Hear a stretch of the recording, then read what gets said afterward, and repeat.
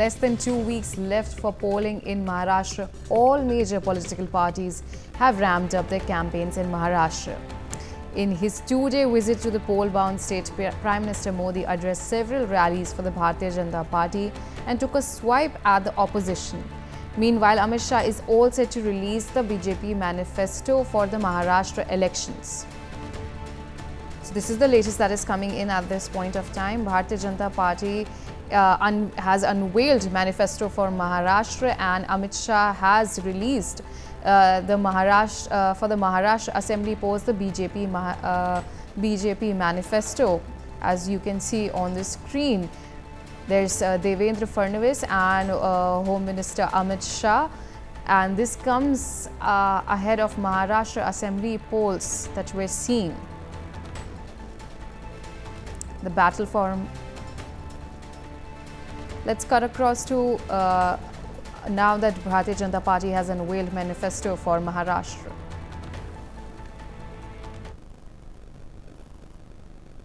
कर्मठ हमारे home minister गृह मंत्री आदरणीय अमित भाई शाह, मंच पर उपस्थित हमारे सभी साथी और उपस्थित सभी पत्रकार मित्रों, सबसे पहले मैं आप सभी का इस संकल्प पत्र विमोचन में बहुत बहुत स्वागत करता हूं और हमें बहुत खुशी है कि जिनकी प्रेरणा से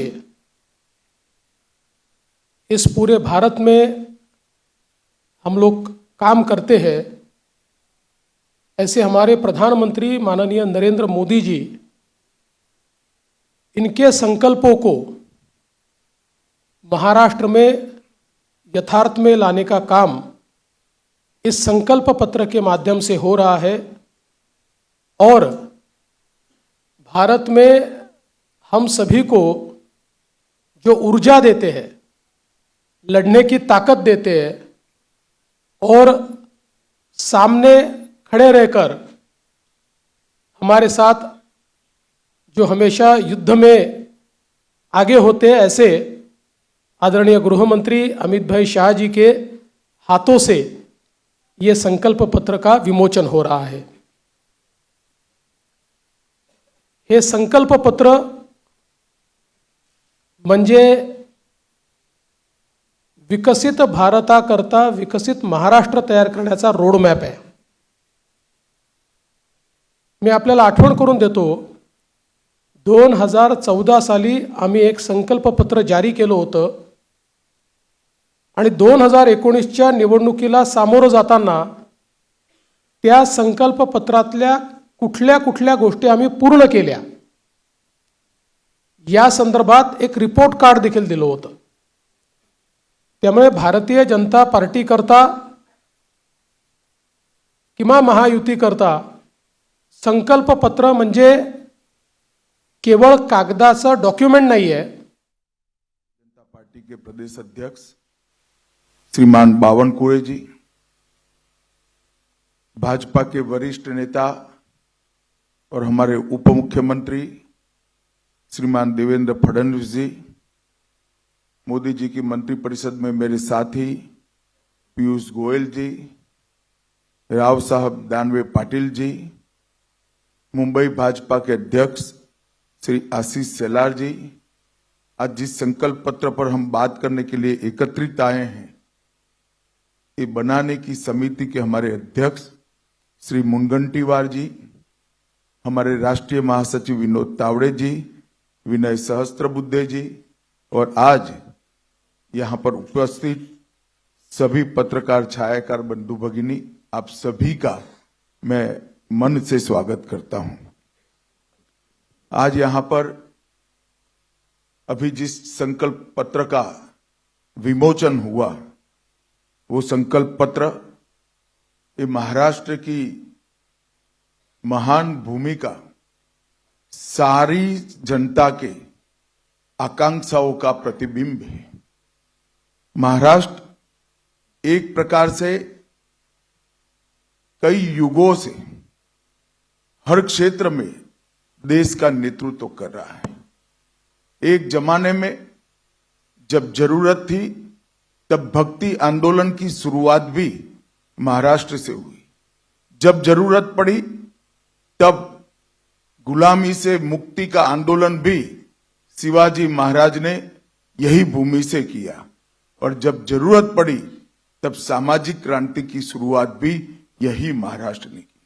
और ये महाराष्ट्र की पूरी जनता के आकांक्षाओं का प्रतिबिंब आज हमारे इस संकल्प पत्र के अंदर दिखाई पड़ता है। आज यहां पर मैं आप सबके सामने उपस्थित हूं। इस वक्त हमारे एनडीए की जो सरकार, महायुति की सरकार चल रही है, उसने किसानों का सम्मान करने की बात की है, गरीबों का कल्याण करने को जमीन पर उतारने का काम किया है, महिलाओं का स्वाभिमान बढ़ाने के लिए हम योजनाएं लेके आए हैं, और विरासतों का पुनरुत्थान करने का काम भी महायुति सरकार ने किया है।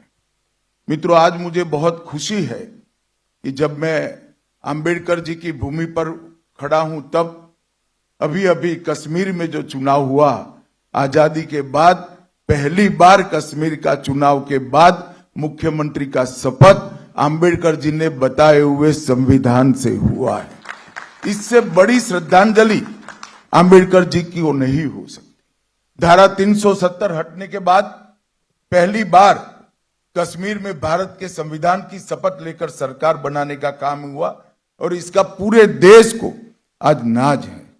हमने इस संकल्प पत्र के माध्यम से महापुरुषों की परंपराओं को, सांस्कृतिक विरासत को आगे बढ़ाने के संकल्प भी रखे हैं। अराजकता फैलाकर विकास के नाम पर विफल राज देने वालों की विफलताओं से बोध लेते हुए मजबूत, समृद्ध और सुरक्षित महाराष्ट्र कैसे हो, इसका भी इसके अंदर आपको योजना दिखाई पड़ेगी। आज चुनाव में हमारा मुकाबला अघाड़ी से है। मैं निश्चित रूप से कहना चाहता हूं कि अघाड़ी की सारी योजनाएं सत्ता के लालच में तुष्टीकरण की है, विचारधाराओं का अपमान करने वाली है, और महाराष्ट्र की संस्कृति से छल कर कर केवल सत्ता प्राप्ति के लिए आगे बढ़ने वाली विचारधारा है। मित्रों, मुझे गत चुनाव का परिणाम याद है। आज मैं महाराष्ट्र की जनता के सामने कहने आया हूं कि आप लगातार तीसरी बार महायुति की सरकार को आपका मैंडेट दीजिए। पहली बार 2014 में महाराष्ट्र की जनता ने महायुति को मैंडेट दिया, भारतीय जनता पार्टी के नेतृत्व में महायुति की सरकार बनी। 19 में भी मैंडेट भारतीय जनता पार्टी और महायुति के लिए था, मगर जनादेश का द्रोह कर कर सत्ता की लालच में वो जनादेश को नकारा गया, और अंतोतगत्वा जो कृत्रिम होता है, जो बनावटी होता है, वो लंबा टिकता नहीं है। वो सरकार गिरी और फिर से महायुति की सरकार बनी। महायुति एक मुश्त होकर, एकजुट होकर मोदी जी के नेतृत्व में सिद्धांतों के आधार पर महाराष्ट्र का कल्याण करने के लिए आगे बढ़ रही है, और अघाड़ी की सरकार बनाने का जो लोग दावा कर रहे हैं, उनका चुनाव अभियान भी आंतरिक विरोधाभासों से घिरा हुआ है। मैं आज इस मंच से उद्धव ठाकरे जी को पूछना चाहता हूं, क्या वो कांग्रेस के नेता राहुल गांधी को इतनी विनती कर सकते हैं कि वीर सावरकर के लिए 2 अच्छे शब्द बोल दे? क्या कांग्रेस का कोई नेता सम्माननीय बाला साहब ठाकरे के सम्मान में 2 वाक्य अच्छे बोल सकता है क्या? ये अंतर विरोध के बीच में अघाड़ी की सरकार बनाने का स्वप्न लेकर जो लोग निकले हैं, उनको महाराष्ट्र की जनता जान ले, ये बहुत जरूरी है। भारतीय जनता पार्टी जब संकल्प लेकर आती है, संकल्प पत्र लेकर आती है, हमारे संकल्प पत्थर पर की लकीर होती। और पूरे देश ने देखा है, चाहे राज्य हो, केंद्र हो, भारतीय जनता पार्टी की सरकार, एनडीए की सरकार, महायुति की सरकार जब जब बनी, हमारे संकल्पों को सिद्धि में परिवर्तित करने का काम हमने प्रयास पूर्वक किया। कोई नहीं मानता था कि धारा 370 का वादा समाप्त हो जाएगा, इस देश से धारा 370 चली जाएगी, मगर आज धारा 370 को समाप्त करने का काम मोदी जी के नेतृत्व में एनडीए सरकार ने किया। कोई नहीं मानता था इस देश में सीएए आएगा, कोई नहीं मानता था इस देश में यूसीसी की शुरुआत हो सकती है, कोई नहीं मानता था कि इस देश के अंदर ट्रिपल तलाक समाप्त हो जाएगा, कोई नहीं मानता था इस देश में राम जन्मभूमि का मंदिर 550 साल के बाद सम्मान के साथ राम जन्म के स्थान पर ही भव्य मंदिर दिखाई पड़ेगा। इसके साथ साथ हमने वादा किया था समृद्ध भारत का। 11वें अर्थतंत्र से हमने 10 साल के अंदर ही देश के अर्थतंत्र को 5वें नंबर पर पहुंचा है, और हमारा वादा है कि 27 में हम भारत को 3रे नंबर का अर्थतंत्र बनाएंगे। इस वादे की ओर हम तेजी के साथ आगे बढ़ रहे हैं। 60 करोड़ गरीबों को घर, बिजली, गैस, शौचालय, पीने का पानी, मुफ्त अनाज और मुफ्त इलाज, ये देने का काम भी हमने किया है। और दूसरी ओर अगाड़ी है, कांग्रेस के अध्यक्ष ने भी कहना पड़ता है कि कांग्रेस के जब वादा करे तो सोच समझ कर करे, क्योंकि वादा पूरा नहीं करते हो और मुझे जवाब देना पड़ता है। हमारे सामने हिमाचल का उदाहरण है, कांग्रेस वादों से मुकरी है। तेलंगाना का उदाहरण है, कांग्रेस वादों से मुकरी है। कर्नाटक का उदाहरण है, कांग्रेस वादों से मुकरी है। ये अघाड़ी के वादों के विश्वसनीयता पाताल से नीचे गई है, और युति के वादों पर पूरे देश की जनता को भरोसा है, भारत की जनता को भी भरोसा है। और इंतहा तो तब होती है कि जिस संविधान की प्रति को लेकर राहुल जी संसद में संसद सदस्य की शपथ लिए, जिस संविधान को लहराकर बाबा साहब आंबेडकर के संकल्पों की याद दिलाई, जब किसी प्रेस के मित्र ने वो संविधान की प्रति को खोल कर देखा तो पूरा कोरा था, एक अक्षर भी नहीं लिखा। इससे बड़ा अपमान भारत के संविधान का भारत की 76 साल की आजादी में कभी नहीं हुआ। न केवल ये भारत के संविधान की अपमान है, भारत की संविधान सभा और बाबा साहेब आंबेडकर का भी अपमान करने का काम एक कांग्रेस पार्टी ने किया है। और अभी अभी मैंने अखबारों में देखा, दस्तावेज भी देखा है, उलेमाओं की कॉन्फ्रेंस ने, उलेमाओं की एक संस्था ने मांग की कि माइनॉरिटी को आरक्षण दिया जाए, और कांग्रेस के अध्यक्ष नाना पटोले जी ने इस मांग को स्वीकार करने का पत्र, एक्नॉलेजमेंट एक दिया है। मैं महाराष्ट्र की जनता को पूछना चाहता हूं, क्या कांग्रेस पार्टी के ये मंसूबे के साथ आप सहमत हैं क्या? एसटी, एससी, ओबीसी, दलितों का, आदिवासियों का और पिछड़ों का आरक्षण लेकर मुस्लिमों को देने के पक्ष में महाराष्ट्र की जनता है क्या? हमारा संविधान धर्म के आधार पर आरक्षण के पक्ष में नहीं। हमारे संविधान में किसी भी प्रकार का आरक्षण धर्म के आधार पर नहीं हो सकता, और ये कांग्रेस ने सत्ता में आने से पहले ही वादा कर दिया है। मैं महाराष्ट्र की जनता को आगाह करना चाहता हूं कि आपको इस बात को संज्ञान में रखना चाहिए। मैं आज उद्धव ठाकरे को भी कुछ याद कराने आया हूं। उद्धव जी, आप कहां बैठिएगा इसका फैसला आपको ही करना है, हम नहीं कर सकते। आपको ही करना चाहिए, आपने ही करा है, मगर कहां बैठे हो वो जगह मैं जरूर याद कराना चाहता हूं। आप 370 हटाने के विरोध करने वालों के साथ बैठे हो, आप राम जन्मभूमि के निर्माण का विरोध करने वालों के साथ बैठे हो, आप सावरकर जी के लिए अपशब्द कहने वालों के साथ बैठे हो, आप संभाजी नगर नाम का विरोध करने वालों के साथ बैठे हो, सीएए और यूसीसी लाने का विरोध करने वालों के साथ बैठे हो, और आप वक्फ बोर्ड के अंदर आने वाले सुधारों के बिल का विरोध करने वालों के साथ बैठे हो। मित्रों, मैं आज इस प्रेस वार्ता के माध्यम से महाराष्ट्र की जनता को बताना चाहता हूं, मोदी जी वक्फ बोर्ड में सुधार का एक बिल लेकर संसद में आए हैं, और अभी अभी जो वक्फ बोर्ड का कानून जो कांग्रेस के राज में 2013 में अमेंड हुआ, इसका परिणाम दिखे। कर्नाटक के गांव वक्फ के कानून के तहत वक्फ की संपत्ति घोषित कर दी। किसानों की भूमि, लोगों के घर, यहां तक कि मंदिर भी वक्फ की संपत्ति घोषित कर दिए गए, और उस कानून को उचित बदलाव के लिए जब हम लेकर आए हैं तो उसका भी ये अघाड़ी के लोग विरोध कर रहे हैं।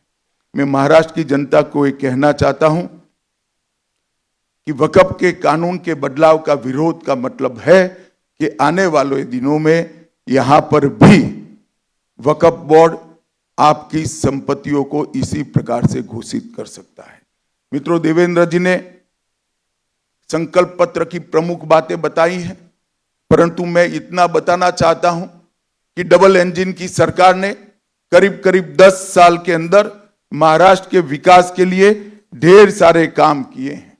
आज मैं इस मंच से शरद पवार जी को पूछना चाहता हूं, 10 साल तक आप यूपीए की सरकार में मंत्री थे, 2004 से 14 महाराष्ट्र के विकास के लिए क्या किया वो महाराष्ट्र की जनता को आपको बताना चाहिए। 10 साल में यूपीए की सरकार ने, एक प्रकार से अघाड़ी की सरकार ने महाराष्ट्र को सिर्फ 1,91,384 करोड़ रुपया, और नरेंद्र मोदी सरकार ने 14 से 24 तक 10,15,890 करोड़ रुपया दिया। एक और करीब करीब 2 लाख करोड़ रुपया, और मोदी जी ने 10 लाख करोड़ रुपया दिया। मैं अघाड़ी के मित्र को पूछना चाहता हूं, आपका हिसाब आप महाराष्ट्र की जनता के सामने रखेंगे क्या? 10 साल तक महाराष्ट्र को कितना अन्याय हुआ, जबकि उस वक्त भी ऊपर और नीचे दोनों जगह आपकी सरकार थी, और 10 साल में हमने 10 लाख करोड़ रुपया दिया जब दोनों जगह एनडीए की सरकार थी। ये अंतर है महायुति और अघाड़ी के बीच में। हमने सिंचाई नेटवर्क को नीलवड़े बांध, गोसीखुर्द, टेम्बू और जलयुक्त शिवार जो देवेंद्र जी जब मुख्यमंत्री थे तब योजना लाए थे, इससे महाराष्ट्र की भूमि को सिंचन क्षेत्र के अंदर 30% की बढ़ोतरी करने का काम हमारी यूपी सरकार ने किया। नदियों को जोड़ने के हेतु नारपार, दमनगंगा, गोदावरी और वैतरणा का विकास करने का काम भी हमने किया। 11 वंदे भारत ट्रेन चालू हो गई, 128 रेलवे स्टेशनों का अपग्रेडेशन हो रहा है। मुंबई, पुणे और नागपुर में मेट्रो का विस्तार हुआ। शिरडी और सिंगदुर्ग में नए हवाई अड्डे और टर्मिनल बने। 13,000 करोड़ से मरीन ड्राइव से बांद्रा वर्ली से सीलिंग जोड़ने वाले मुंबई कोस्टल रोड का निर्माण पूरा हुआ। वासी पुल का विस्तारीकरण हुआ। मेट्रो फेज 1 का निर्माण समाप्त हुआ।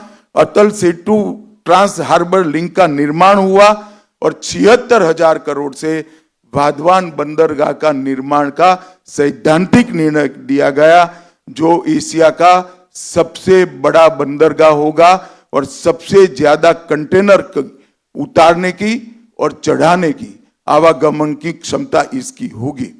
और बैनगंगा नलगंगा इंटरलिंक परियोजना, घोसी खुर्द परियोजना जो लगभग 63 टीएमसी पानी को मोड़कर विदर्भ में नागपुर, वर्धा, अमरावती, यवतमाल, अकोला और बुलढाणा जिले के 3,71,000 हेक्टेयर भूमि को सिंचित करने का काम करेगी। इससे विदर्भ की प्यासी धरती को बहुत बड़ा फायदा होने वाला है और ये 85,000 करोड़ की योजना अगले 10 साल में हम इसको पूरी करेंगे। 2200 करोड़ से खड़कवासला बांध से फुरसुंगी तक 34 किलोमीटर सुरंग बनाकर हमने एक बड़ा साहस करने का निर्णय किया है। 24 में सोलापुर हवाई अड्डे का उद्घाटन हुआ, पुणे और कोल्हापुर में नए टर्मिनल बने और पालघर जिले में बहुउद्देशीय बंदरगाह बनाने का भी हमने निर्णय किया। 13,000 करोड़ के निवेश से 2800 मेगावाट की संयुक्त क्षमता वाले 2 पंप हाइड्रो स्टोरेज प्रोजेक्ट शुरू हमने किए और सिरवाटा पुणे 1800 मेगावाट और भीवपुरी रायगढ़ में 1000 मेगावाट की योजनाओं को भी हम लेकर आए। इसके अलावे आज एक प्रचार हो रहा है कि महाराष्ट्र में इन्वेस्टमेंट नहीं आ रहा है।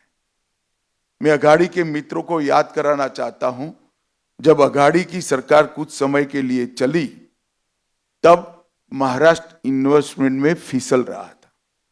महाराष्ट्र एफडीआई इन्वेस्टमेंट में 4थे नंबर तक फिसल गया था।